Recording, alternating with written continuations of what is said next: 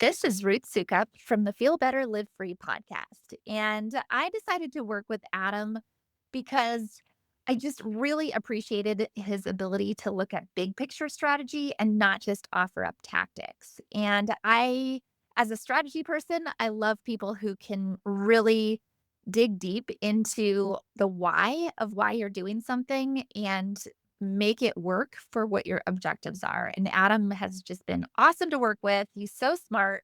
He's so good at what he does, and he's been so helpful for our business. Thanks, Adam. What's up, Pod Pals? It's your buddy Adam, and you are listening to Podcasting Business School. It's the show where I teach podcasters simple strategies to help you make more money, get more clients, and build a profitable online business. Pod Pals, today we're not talking about podcasting, we're actually talking about newsletters and newsletters applied to podcasting.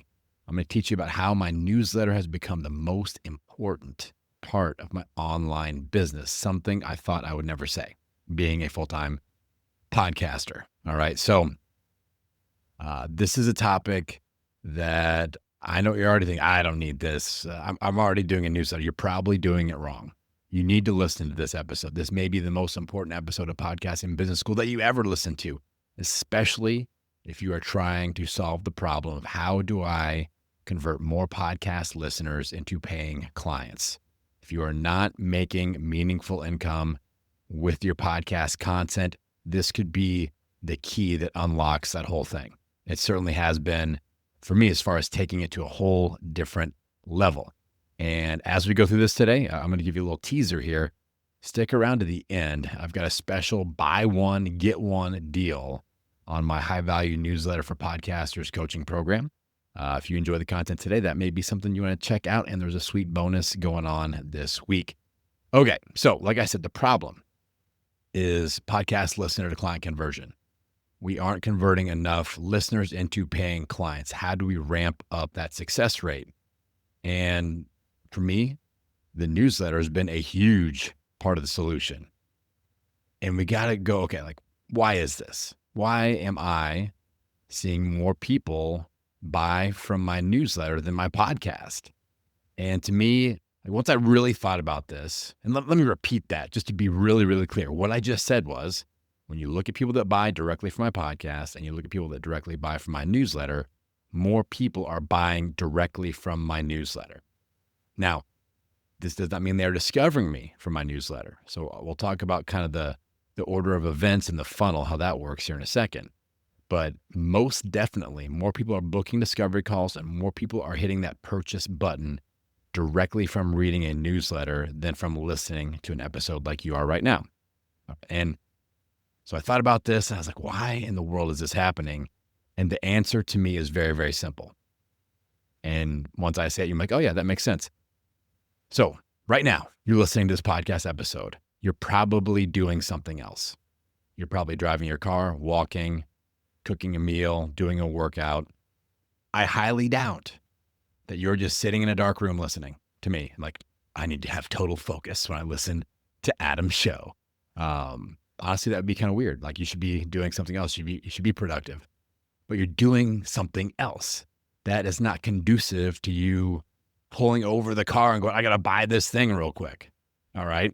So when you are reading my newsletter, it's more of a captive and focused audience. You're sitting down and reading a thing. You should not be reading my newsletter while you are driving. Honestly, you shouldn't be reading it when you're doing like deadlifts at the gym and things like that. Like, that's not going to be, I certainly am not one of those people that's like, I don't even like to walk on a treadmill and read something. I'll listen to music, but you have a more captive and focused audience when they're in front of their phone, they can click and they can buy. We do this all the time as human beings. We see an ad on an Instagram story, we click and we buy. It's in front of our face, we click and we buy. That is how a newsletter operates. So that's the simple solution as to why we need to have a newsletter. And I want to unpack how simple this content funnel can be, and just by giving you an example of exactly how it works for me. So when we talk about listener to client conversion, we need discovery platforms. We need people like yourself to be able to discover people like me via some content discovery platforms. And for me, I have two very effective discovery platforms. One is this audio podcast. All right. So, leveraging SEO, leveraging organic discoverability. Most of you found this show because you searched something like podcasting tips on Apple or Spotify or somewhere else. My show popped up and boom, here you are listening to me. All right.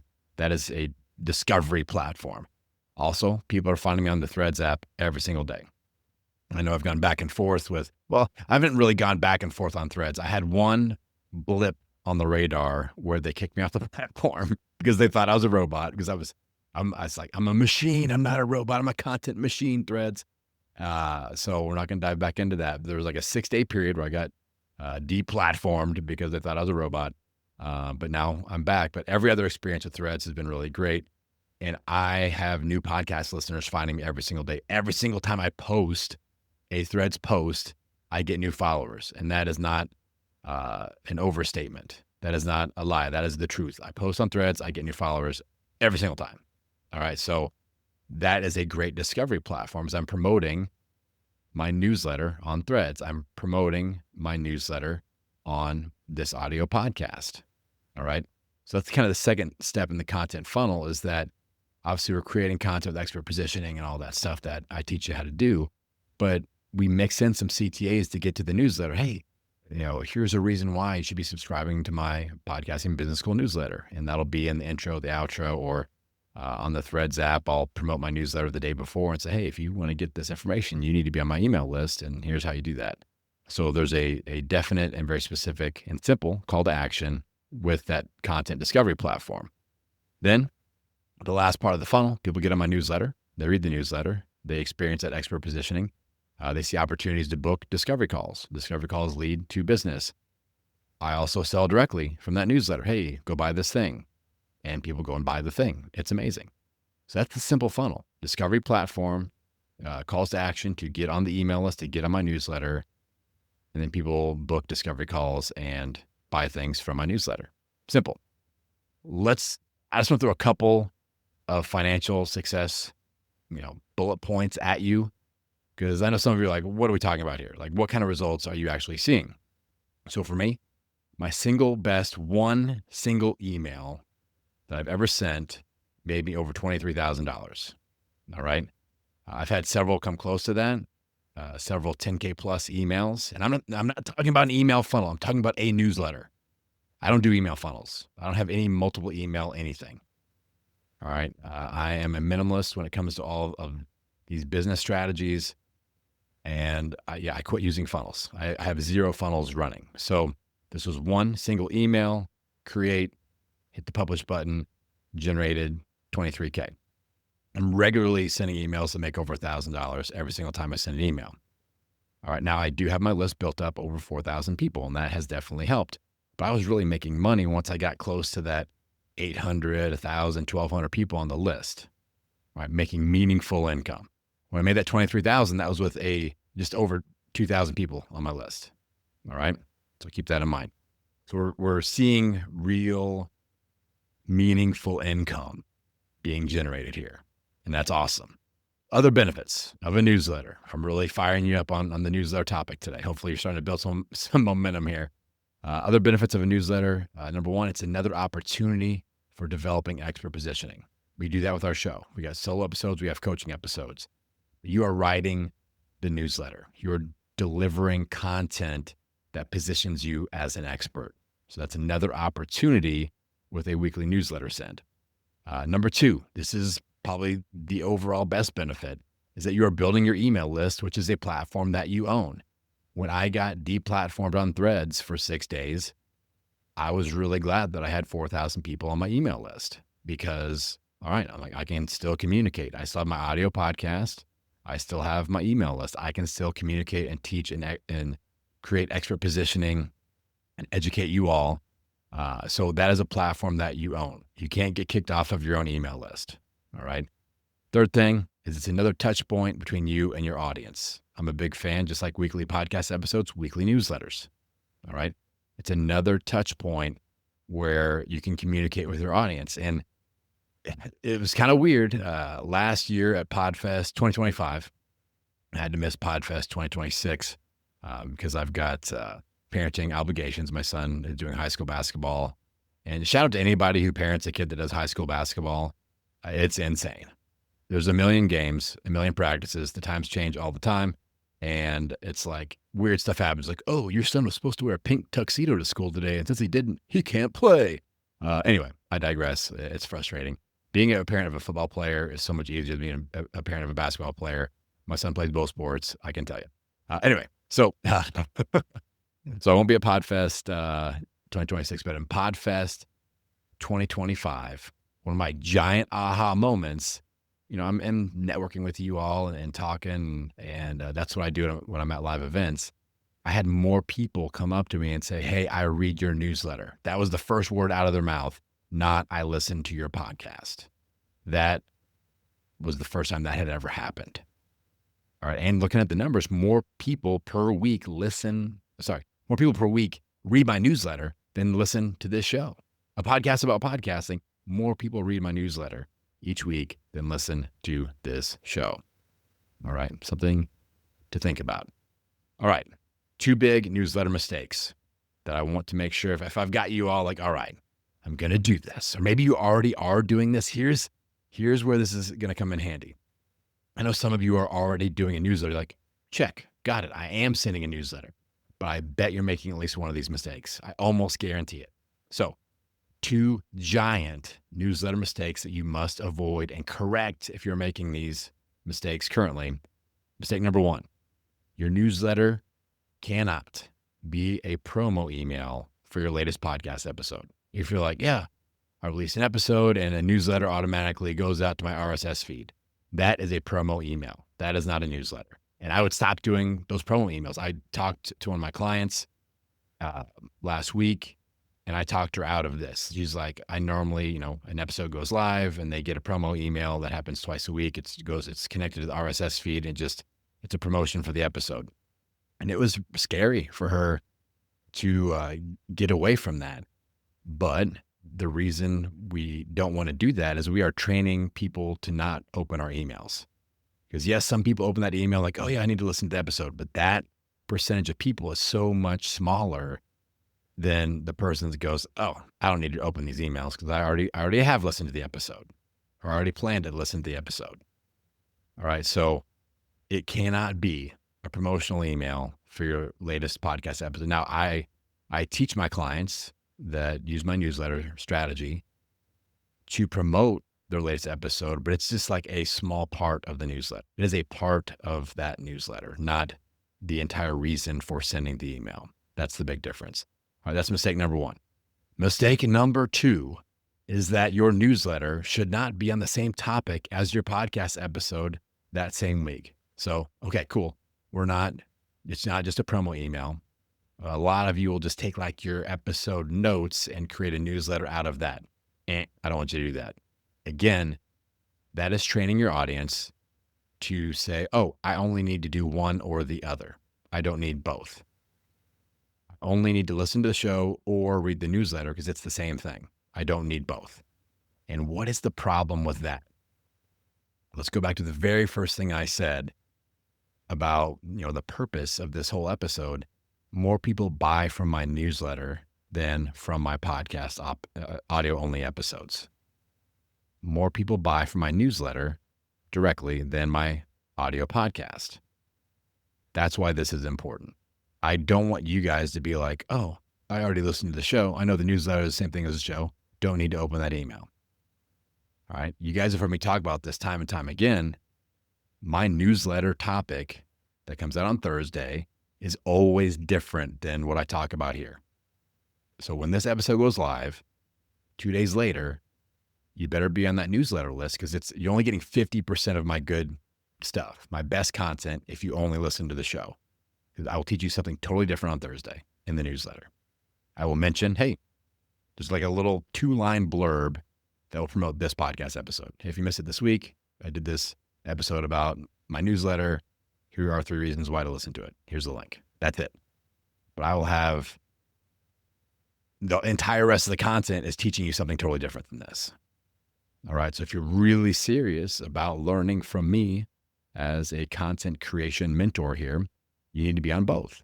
And that is why I don't recommend you having the same topic for the newsletter as for your podcast episode. Now, I know what you're thinking, Adam, that sounds super annoying. I have to create, you know, a lot of you are just now getting into the weekly podcast episode routine.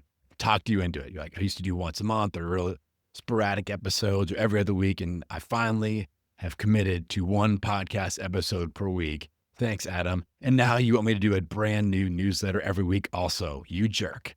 Like, I know that's what some of you are thinking. And I've got you. All right. So here are some really quick tips on how to make your newsletter creation process feel easy, lucrative, and fun, and most importantly, not annoying. All right. So we're going to fix this problem. All right. I promise. I got you. So the first thing is when I'm running people through my program, the first rule is we're going to create the newsletter that you love, that you would love to read. That's rule number one. If you sit down to write your newsletter and you're like, puke, this is terrible. I would never read this. Then we need to change the format of your newsletter. A mistake that a lot of my clients make that are going through my bootcamp program is that they read my newsletter and they're like, oh, that's the template. This is working for Adam. I have to follow exactly what he's doing. And the first thing that I teach you is to not follow what I'm doing. We have to find the recipe that works for you. Maybe it's a quick tip of the week. Maybe it's a list of quotes. Maybe it's like some sort of book recommendation thing. Like, it can be almost anything, but the rule number one is you have to be fired up to write this to the point where you're like, I would love to read this. If this popped into my email inbox today, I would be all over it. That's the level we are trying to achieve with your newsletter. And that makes it so much easier to create this content. That's rule number one. Rule number two that I teach you all is how to create and leverage a content flywheel. All right.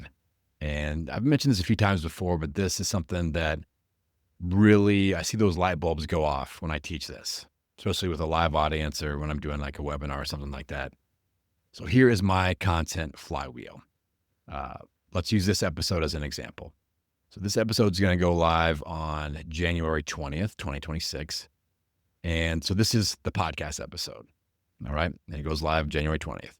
About 2 to 3 months later, so around 10 weeks later, I will take my notes from this podcast episode and I will create a newsletter out of those notes on this topic, but it'll be like 10 weeks later. So we're looking at like March. Sometime in March, I will write a newsletter by using the notes that I used to create this podcast episode. All right. So that's the second piece of the flywheel. So each week, I'm not going, well, what am I going to write about this week? I've got this flywheel. I just go back. All right, 10 weeks ago, the podcast episode was this. I'm going to take those notes. I'm writing a newsletter on that topic. And that's enough space. There's no magic number with that, like 8, 10, 12 weeks. I would give it at least a month of spacing. What I don't want to have happen is like I release this episode on the 20th and then like 2 weeks later, I do the newsletter. That's still a little bit too much proximity there. Like, I just learned this. And for me, I always, over 2 months, you can be 2 or 3 months, I have changed opinions. I have learned new things. I have optimized. I have tweaked. So the newsletter always is a little bit different.